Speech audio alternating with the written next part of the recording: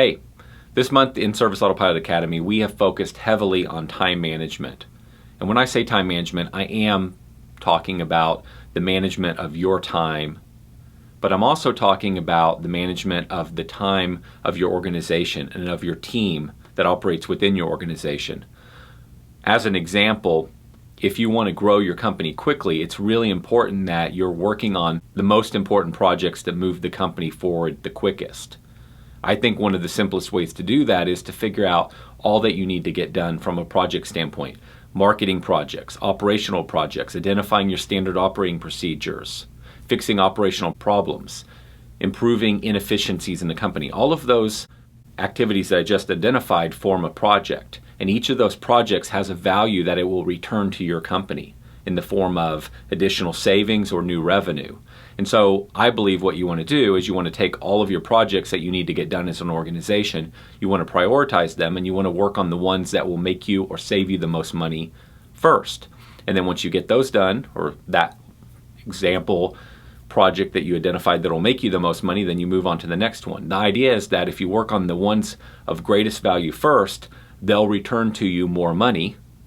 and that with that money you can then go hire other people to join your organization that can then help you work on the projects. Whereas if you start with a low value project, one that doesn't return a whole lot of savings or money to your company, but it's easy and it doesn't cause you a lot of trouble and pain and work, it's going to return a small amount of money to you, and as a result you don't really have much new money to go hire somebody to help you. So if you want to go from a little company to a bigger company, or if you want to go from a medium-sized company to a really big one, it's really important that you're working on the right projects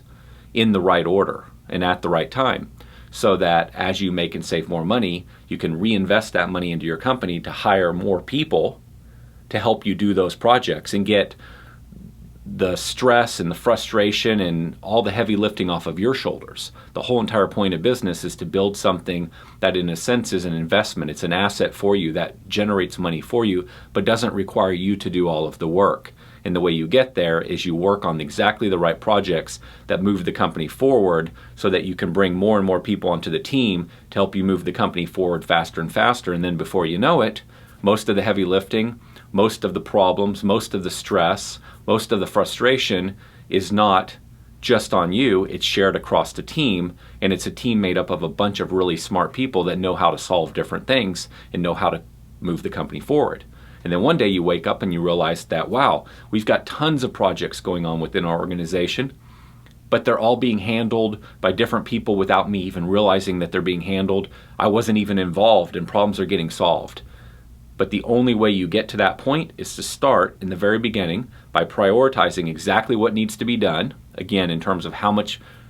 will it return to your company in the form of money, savings, or new revenue, and then working those projects one at a time in order.